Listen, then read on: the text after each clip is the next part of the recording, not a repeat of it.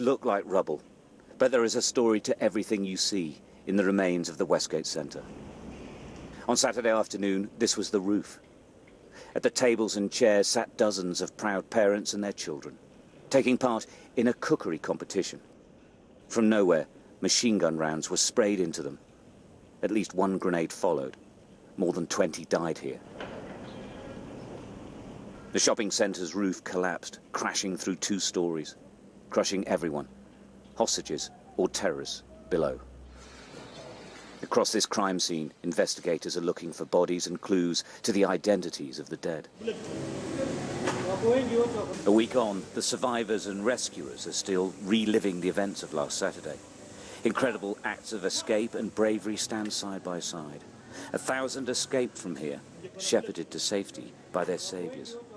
These pictures of Abdul Haji personify that bravery. We hauled the tear gas canisters.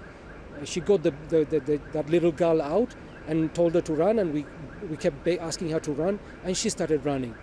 And I thought that was very, very brave of the little girl. You know, just running towards strangers holding guns. I thought that was brave. I thought she was brave. I saw one of the gunmen. I met with him face to face. He was looking at me and I was looking at him, and he was taunting me in Swahili, telling me to come closer. He was saying, "Kuja, kuja." And I thought, this guy is crazy. He thinks this whole thing is a joke or a game, you know. So I quickly duck, and I'm thinking, let me shoot at him. So I come back up again, and he's gone. Kenyans are baffled by all of this, grieving at the seemingly relentless stream of funerals.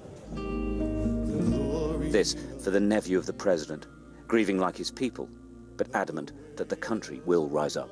Individuals who thought that through acts like this, they could deter the spirit of an open, free society.